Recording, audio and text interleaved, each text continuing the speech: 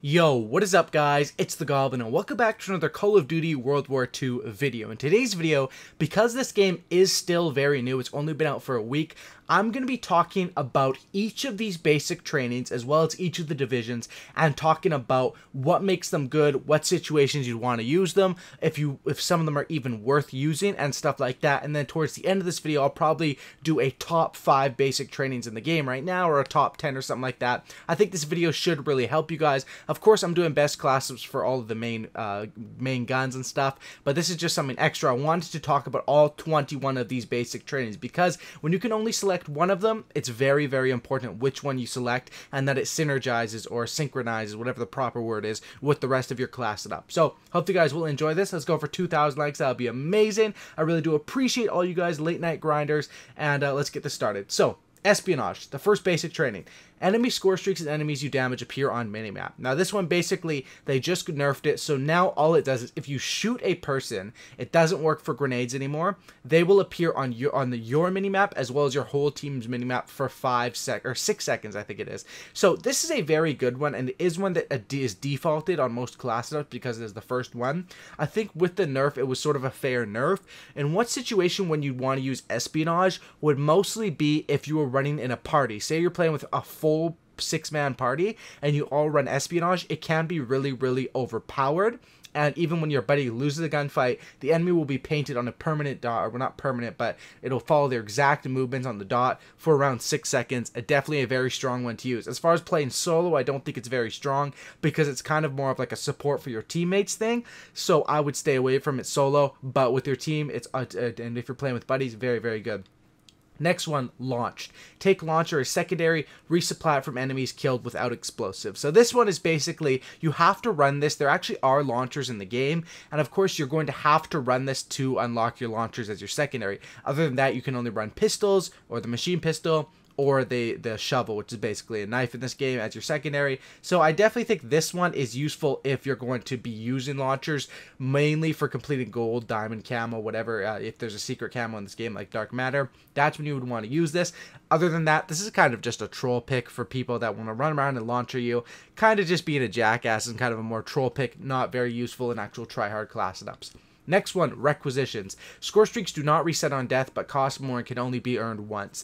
This is a really, really, really good one, and I think it's very underrated. I'm going to have more classes coming out with this and talking more about this in the future, but basically it makes the streaks worth way more and much harder to get, but you can only earn them once, and they don't reset on death. So if you want to double down and go for those big kill streaks and sacrifice your basic training and having other lower kill streaks during the game, you can end up getting the ball turret, getting a carpet bomb, and getting paratroopers at the end of some games. If you're in the right game mode, you do have to go off and get around 40 kills or something like that, but this is deadly for game modes like hardpoint, even kill confirmed. I think it works. It doesn't work in domination because it's 50 points a kill. You'll never get up to those streaks unless you're getting like 60, 70 kills a game. This can be very, very useful in the right situation. You'll hear me talk about this more over the future, the next week or so of my channel. Next one, instincts. Warning when targeted off screen and detect enemy explosive equipment. So this is sort of the engineer of this game. Definitely is useful in certain situations. However, I just think that it's more of a niche thing. If the enemy's destroying you with a bunch of mounts and baddies, this can help you. And the warning when targeted off screen is similar to what they had in Infinite Warfare. It's not that useful, and this is one that's pretty easy to overlook as far as a basic training. Next one is Rifleman. Take 2 primaries and swap weapons faster. This one is very, very good. I love the basic trainings that give you 2 different things. Because the first part is you get to run overkill, basically, and fast hands to swap weapons faster. This is very good for, especially if you're playing search and destroy, sniping with like a PPSH secondary, very useful. And I think Rifleman, people will be seeing this a lot more in search and destroy, or for people that want to snipe, but they don't necessarily want to run the machine pistol. You can just swap this on and throw in a WAF-28 or a Type 100 secondary, and this is very useful, especially with sniper classes, I would say. Next one is going to be Hustle, reload faster and while sprinting. I do like this. It's essentially sleight of hand, plus you can reload while sprinting. It works good on guns that you need to reload a lot on. Guns where, you know, faster fire rate, maybe like a Thompson, maybe like a, you know, something like that, where you have to be reloading all the time, WAF 28 or a Thompson. That's where this will work good. And especially on your assault rifles that have around 20 bullets or 25 bullets, before you unlock extended mags, definitely use this because you're going to get into trouble with only 20 bullets. Lookout. Enemy targets appear from farther away and increase minimap. Another very, very good one. I think this one is sort of underrated in this game as of right now.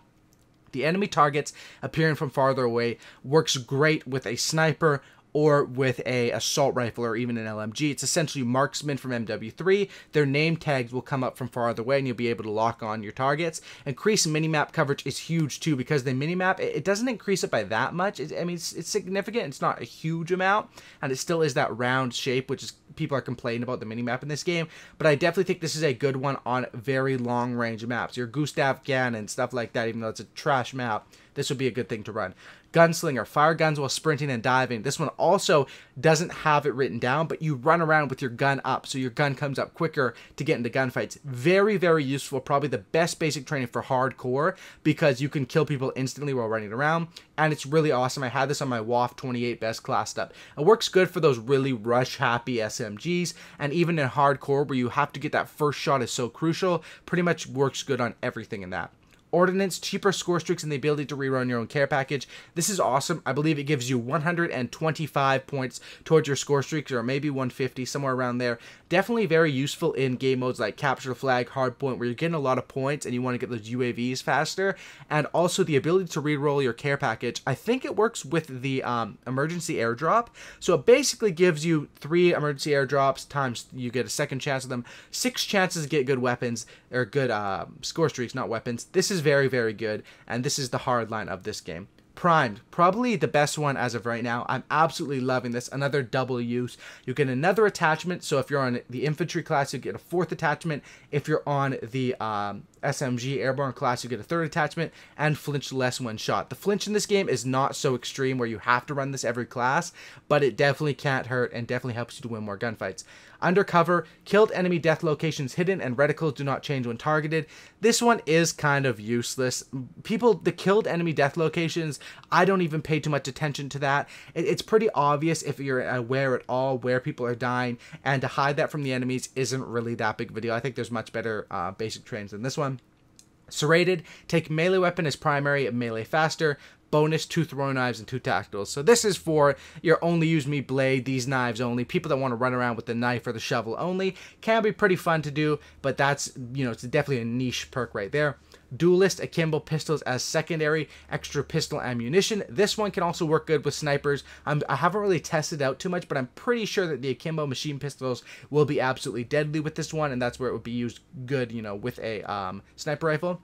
Forage, resupply bullets from killed enemies and swap weapons faster. This is definitely good for wanting to go for your nukes or your V2 rockets. It's essentially scavenger plus fast hands. Very, very good, but most of the time I find in this game, it's not too hard to find a weapon on the ground, and that's how I've been getting my high kill streaks, is just by picking up weapons off the ground. And even with the infantry class, you start off with that extra stock ammo, so I don't find the need for scavenger. Like in other Call of Duty games, I needed scavenger every single class, and one thing that's good about this game is I definitely don't need to run scavenger in every class in this game, and that's very helpful.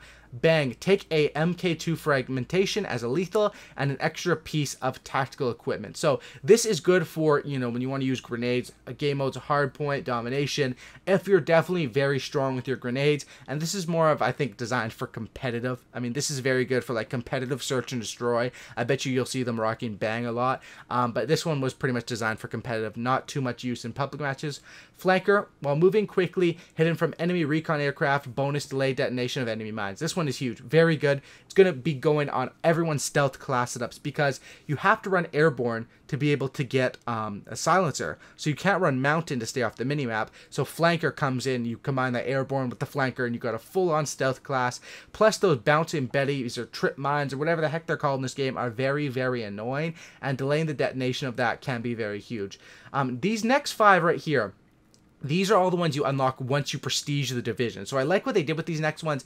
Basically what it is, when you prestige the division, you get a perk there, or basic training, that combines everything from that division into there. Scoped. While aiming down sights fast, have less idle sway and move faster. This is very good on if you want to use a rifle or an LMG without the infantry class, because you can see their division overlap. Infantry already grants this, so you don't want to overlap this with infantry. However, if you're using an AR or any sort of rifle where you need a stock on it, but you don't want to use infantry, pairing this can be good with that. Energetic, sprinting in sooner and no damage from falling. I think this one's very good for rushing class setups. I do like that. I find that the sprinting in this game is kind of annoying. Basically how it works is you get one super long sprint, and then your next sprints will be like 4 steps, and then you got to put your gun up. 4 steps, you got to put your gun up. This is definitely a lot, very helpful in those rushing class setups, and it synchronizes very well with airborne. Hunker, very, very good one. You see this on my class setups quite a bit. Early grenade warning, less explosive damage, and the fuse of grenades is reset on throwback. So this is Flak Jacket, and I'm so glad you don't have to run armor to get Flak Jacket. You can pair this with your airborne or with your infantry, and for maps like Point Du Hoc or Flak Tower, ironically you need Flak Jacket on Flak Tower. Maps where grenades are flying left, right, and center, throw on Hunker, you will be safe. Inconspicuous, quieter movement, walk faster while crouched. This is another search and destroy one, more for the competitive scene. However, if you're a casual player playing search and destroy, this can be used as well. Concussed is take a British N69, which is essentially a stun grenade, as a tactical and an extra piece of lethal equipment. So it's another one made for competitive, and this definitely is the expeditionary version of a basic training. So that's basically how I feel about these basic trainings. There's a lot of good ones. Out of these 21, probably as far as the best ones that I would say as of right now in the game that are really, really strong is Gunslinger, very strong. Lookout, very strong. Primed is very strong. And then I gotta go and I gotta give it to Hunker here as another very strong one, as well as Energetic. There's a bunch of really good ones here, and it sucks you could only run one, but that's what I would say for that. As far as making your best class up with the divisions, most of the time you're going to want to stick to either infantry or airborne. The reason for that is infantry pairs so well with the rifles because how it gives stock, extra magazines, and an extra attachment, and the bayonet with rifles where you get that instant knife kill and quite a bit of lunge on it. I say stick with infantry for most of the time with rifles or even with LMGs. Airborne, of course, is the SMG master, or even if you want to have a rushing class with something else, like if you want to run the shotgun but you don't want the fire ammunition, you can pair it with the airborne. It comes with, sprint for longer distances, climb over obstacles faster, and increase sprint speed. Armored is that one that I will see this one being used quite a bit, but this is, again, more for competitive or more for if you're really about the objective in a try-hard hard point. This is your Flak Jacket Tac Mask classed up, plus take less fire damage. Honestly, Armored is most overpowered. It might even be the best division to run on Point Du Hoc because everyone runs fire shotguns on there, everyone runs grenades, and this will save your ass on there. It also pairs well with the LMG bipod, which I really haven't had that much time with. Mountain is one that you pretty much is used for snipers because the sniper sharpshooter allows you to be more accurate. Plus, it comes with the silent movement, invisible to recon aircraft, and player-controlled streak. So honestly, this one is a sleeper pick, and it definitely is very strong. If you want to have the ultimate stealth class setup, it can work well with this. The only problem is the only way to get a silencer in this game is with airborne. So if you're on a mountain while you're completely stealthed out on all other accounts, you're still on the minimap when you're shooting. So it's kind of a, would you rather have a silencer and less stealth perks, or more stealth perks and no silencer? Very, very useful one mountain, I would say.